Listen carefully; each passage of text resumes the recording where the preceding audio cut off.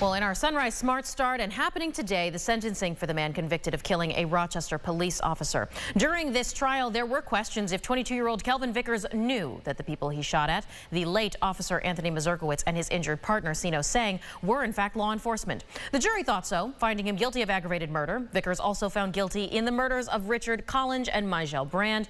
Sentencing expected at 1:30 this afternoon. News 8 will update you.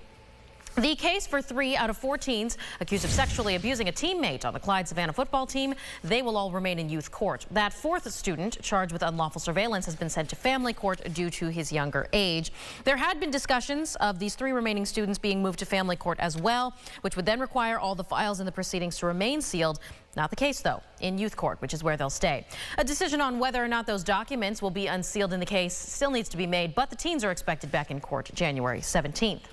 A mistrial has been declared. In the case of Timothy Williams, here on your screen now, he is charged connected to the rape and murder of a 14-year-old girl in Rochester nearly 4 decades ago. The judge cited jury misconduct for his decision, but the prosecution could not give any further details about what the misconduct was, though it did apparently involve multiple jury members. The jury and the judge, rather, had ordered a return to court. They will be back Monday, setting a new trial start date.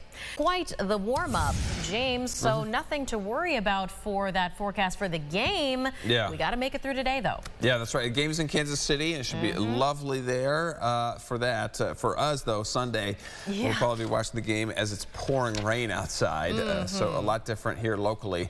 Radar and satellite snow showers are slicing across a couple of spots in our viewing area. One of them in Wayne County through Williamson, Ontario. Wellworth getting some good snow.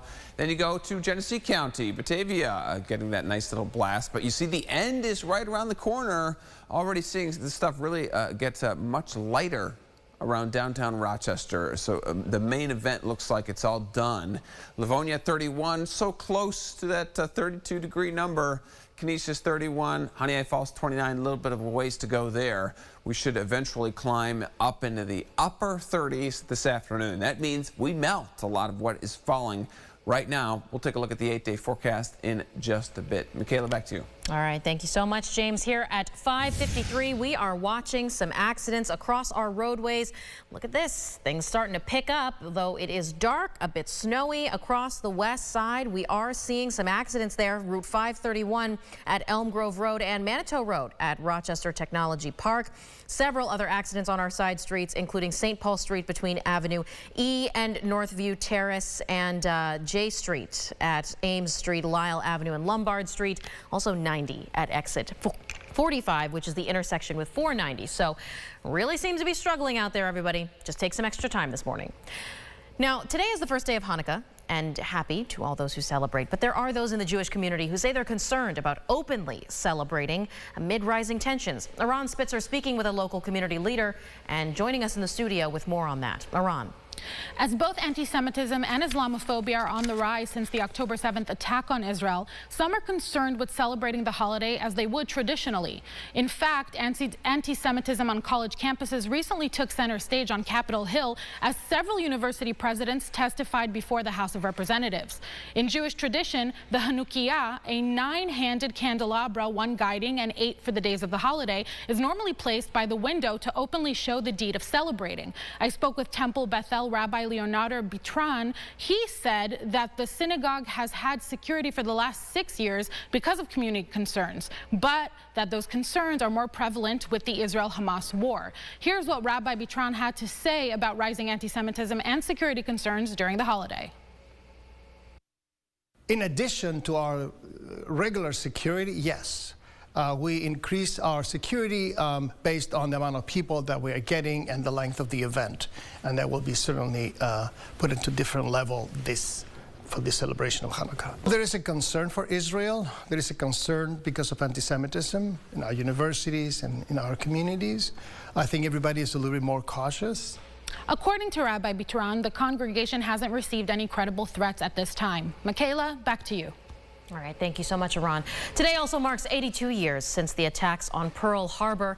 The Japanese assault of the Hawaiian naval base signaled the start of the United States' involvement in World War II, and more than 2,000 American lives were lost in what will forever be a day of infamy. The public is invited to the Rochester Yacht Club this morning at 7:55, so in exactly an hour from now, there will be a ceremony remembering everyone who lost their lives that day. And, you know, as terrible as this event was, James, it is good to see that people still remember it. Yeah, and they do a really nice job there up at the Yacht Club. The snow will just be ending there, which is good to know. Yes, good to make sure you're driving out there safely on the way to the event. Yes. And you won't get totally soaked through with all that snow melting on your jacket. That's right. Brushing the car off this morning, watching for snow on driveways. The side and back roads certainly more affected than a lot of the main roads this morning. I've been constantly checking those traffic cameras, but even some of those bigger thoroughfares, Main Street, a little bit snow covered this morning because of that snow. All right, so numbers today, upper 30s. Tomorrow, upper 40s. We've got 50s by the weekend, maybe 60 on Saturday. Gosh, how the turntables. Thank you so much for watching News 8 at Sunrise and sharing your morning with us. Your next update in 30 minutes, and CBS Mornings is next. Follow News 8 wherever you are on RochesterFirst.com, Facebook, Twitter, and on our app for news and weather.